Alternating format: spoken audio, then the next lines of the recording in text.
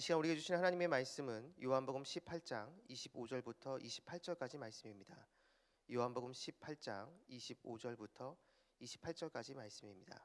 거룩하신 하나님의 말씀입니다. 시몬 베드로가 서서 불을 쬐더니 사람들이 묻되 너도 그 제자 중 하나가 아니냐? 베드로가 부인하여 이르되 나는 아니라 하니 대제사장의 종 하나는 베드로에게 귀를 잘린 사람의 친척이라 이르되 내가 그 사람과 함께 동산에 있는 것을 내가 보지 아니하였느냐? 이에 베드로가 또 부인하니 곧 닭이 울더라. 그들이 예수를 가야바에게서 관정으로 끌고 가니 새벽이라. 그들은 더럽힘을 받지 아니하고 유월절 잔치를 먹고자 하여 관정에 들어가지 아니하더라. 아멘. 오늘 본문 28절에 유월절 잔치를 먹고자 하여를 오늘 말씀의 제목으로 삼습니다. 이 말씀이 저와 여러분의 삶으로 고백되기를 축복합니다. 정신의학에서 질환으로 분류하는 것 중에 편집성 인격 장애라는 것이 있습니다.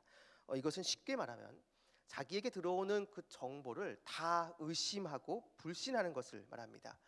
이 질환에 걸린 사람은 완고하고 고집이 셉니다. 남의 말을 그냥 그대로 듣지 않고 그 안에 어떤 숨겨진 의도가 있다라고 생각을 하죠. 우리가 흔히 말하는 의부증, 의처증이 바로 여기에 해당됩니다. 그런데 정신과 의사나 상담가들의 이야기를 들어보면 제일 치료하기 힘든 사람들이 바로 이 편집성 인격장애를 앓고 있는 사람들이라고 합니다. 왜냐하면 자기가 문제가 있다라고 인정을 하면 바로 거기서부터 천천히 하나씩 풀어가면서 해결하면 되는데 이 편집성 인격장애를 앓고 있는 사람은 자기가 문제가 있다라고는 생각하지 않는다라는 겁니다. 나는 문제가 없고 다른 사람이 문제가 있다라고 이렇게 생각을 한다는 것이죠. 이런 식으로 접근하니 치료하기가 정말 어렵다라는 것입니다.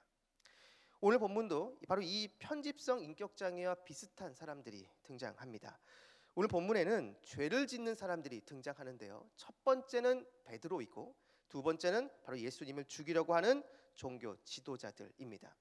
먼저 베드로를 보면 오늘 본문 25절부터 27절 거길 보면 이미 전에 한 번 예수님을 부인한 베드로가 오늘 본문에서 두 번째, 세 번째로 예수님을 부인하는 장면이 나옵니다. 예수님의 수제자로 그리고 12명의 제자 중에서 대표격인 이 베드로가 오늘 본문에서 예수님을 부인하는 어쩌면 그의 기억에서 가장 지우고 싶은 부끄러운 일이 벌어지게 되는 것이죠. 지금 이 상황은 예수님이 잡혀간 상황입니다. 베드로는 다른 제자들처럼 그냥 다 도망가는 것이 아니라 그래도 예수님을 멀찍이 따라가고 있습니다. 그런데 그 과정에 지금 주변 사람들이 베드로를 향해서 예수님과 같은 무리다라고 지금 이렇게 말하자 베드로는 그것을 부정합니다. 무려 3번에 걸쳐서 말이죠.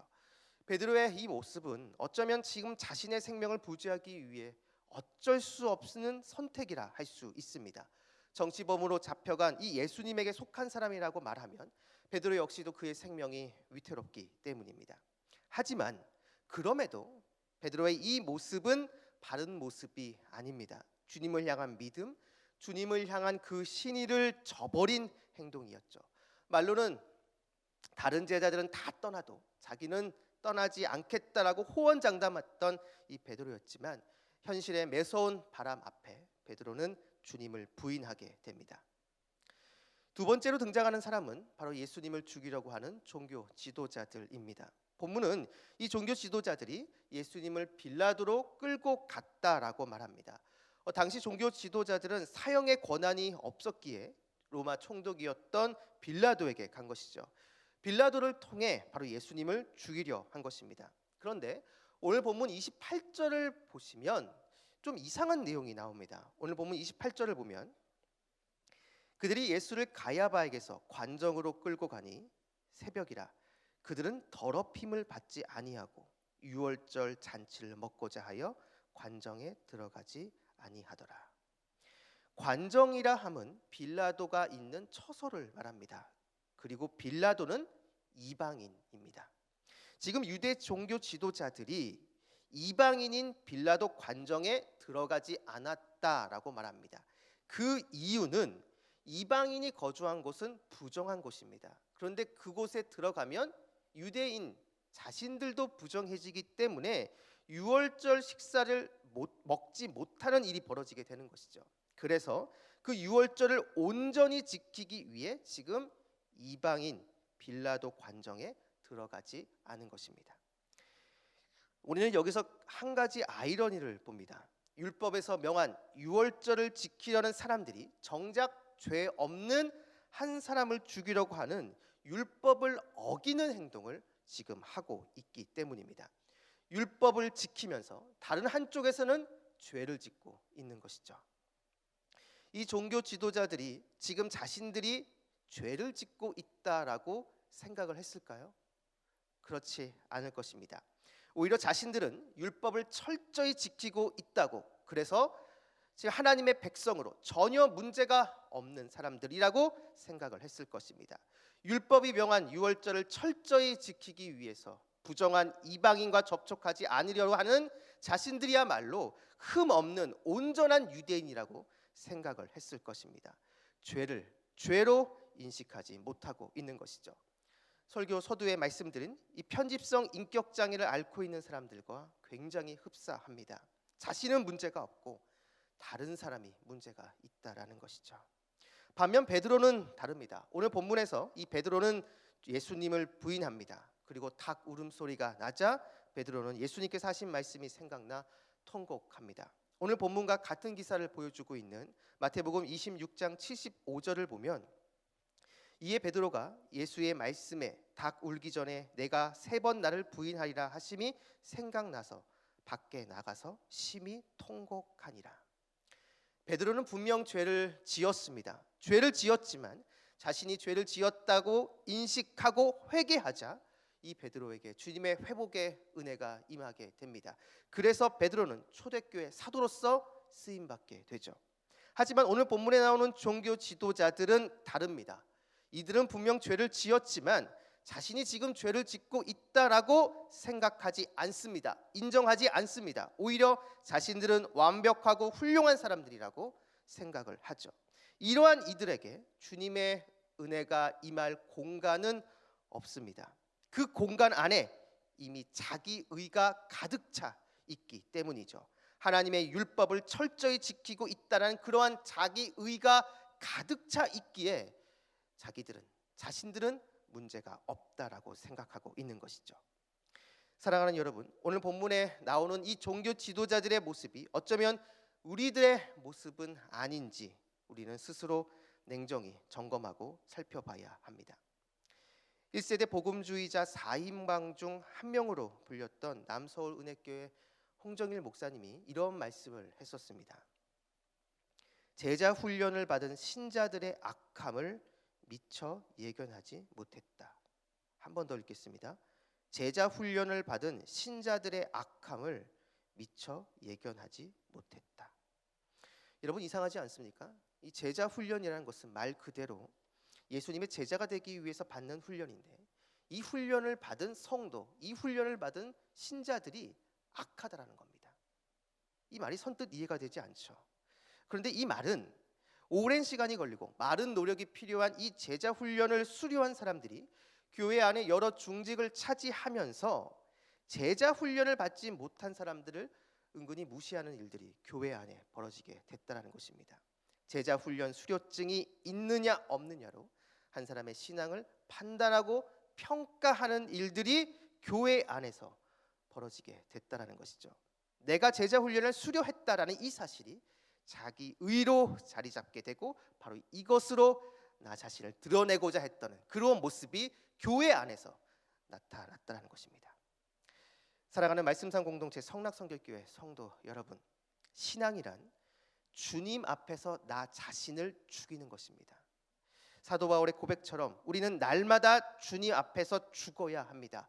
여러분, 바로 이것이 성도의 삶이고 바로 이것이 그리스도인의 삶입니다. 내 업적, 내 성취, 내가 가지고 있는 그것을 가지고 주님 앞에 나가는 것이 아니라 주님의 은혜가 아니고서는 한시도 살아갈 수 없는 그러한 가난한 심령을 가지고 주님 앞에 나가는 사람, 바로 그 사람이 성도이고 그리스도인이라는 것이죠. 우리는 오늘 본문의 종교 지도자들을 반면교사 삼아 내 안에도 내 업적, 내 공로, 내 성취를 자랑하고자 하는 그러한 모습이 있는 것은 아닌지 우리 자신을 점검하고 또 점검하는 모습이 있어야 됩니다. 우리는 하나님께 편지성 인격장애처럼 죄를 인식하지 못하고 자기 의만 드러내려고 하는 것은 아닌지 우리는 우리 자신을 돌아봐야 된다는 것입니다. 우리는 주님 앞에 설 때 마틴 루터의 이 고백처럼 거지와 같은 모습으로 서야 됩니다. 주님의 긍휼, 주님의 은혜, 주님의 자비가 아니고서는 한순간도 살아갈 수 없는 부족한 존재라는 것을 우리는 잊지 말아야 됩니다. 바로 그러한 모습이 있을 때 우리를 회복시켜 주시고 우리를 다시 세워주시는 주님의 그 은혜가 우리에게 임하게 되는 것이죠. 바라기는 이곳에 계신 여러분 모두가 오늘 이 말씀을 기억하시면서 매일매일 주님의 은혜만을 구하는, 그래서 우리를 회복시켜 주시며 우리를 경고해 주시는 그 주님의 그 은혜로 오늘 하루 승리하는 저와 여러분 우리 모두가 되기를 주님의 이름으로 축원합니다. 기도하겠습니다. 우리의 모든 것 되시는 아버지 하나님, 오늘도 주님 앞에서 철저히 죽겠습니다. 오늘 하루도 나 자신을 주님의 십자가에 못 박으며 내 안에 내가 죽고 오직 주님만 살게 하옵소서. 나의 공로와 성취, 업적을 가지고 나 자신을 드러내는 삶이 아닌 주님을 닮아 더 낮아지고 겸손하게 주님의 은혜만을 구하는 모습이 있게 하옵소서. 그래서 부족하지만 우리 모두를 하나님 나라를 위한 일꾼으로 사용하여 주옵소서. 감사드리며 예수님의 이름으로 기도드립니다. 아멘. 이 시간 다음과 같은 기도 제목으로 기도하겠습니다. 지금 들은 말씀이 내 삶으로 이어지게 하옵소서. 동네 샘매줄 성경 말씀 묵상을 통해 말씀이 삶이 되는 공동체가 되게 하옵소서. 담임 목사님의 동네 샘매줄 성경 말씀 묵상 집회에 큰 은혜를 주옵소서. 육체의 질병과 마음의 질병으로 고통받는 환우들을 긍휼히 여기시고 회복의 은혜를 주옵소서. 용산 이태원 사고로 다치신 분들을 회복시켜 주시고 가족을 잃을 가정에 주님의 은혜가 임하게 하옵소서. 러시아 우크라이나 전쟁이 속히 종식되고 세계의 지도자들의 평화의 길로 나갈 수 있도록 지혜를 허락하옵소서. 2023년 수능을 준비하는 수험생들과 취업 준비생들에게 지혜와 명철, 건강과 용기를 더하여 주소서. 이 시간 함께 나눈 공동 기도문과 각자 가지고 나온 개인의 기도 제목을 놓고 기도하신 후에 삶의 자리로 나아가도록 하겠습니다. 기도하시겠습니다.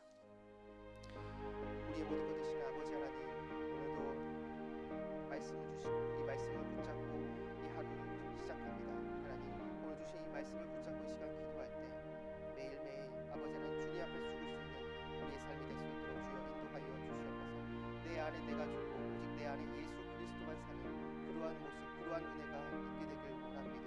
아버지 하나님, 내가 어떤 공로나 성취, 업적 그것을 가지고 주님 앞에 나아가는 것이 아니라 그 모든 것을 배설물처럼 버려두고 오직 주님의 은혜만을 구하는 가난한 심령을 가지고 주님 앞에 나아가는 우리의 모습이 될 수 있도록 주님 인도하여 주시옵소서. 주님 도와주셔야 됩니다. 주님 은혜를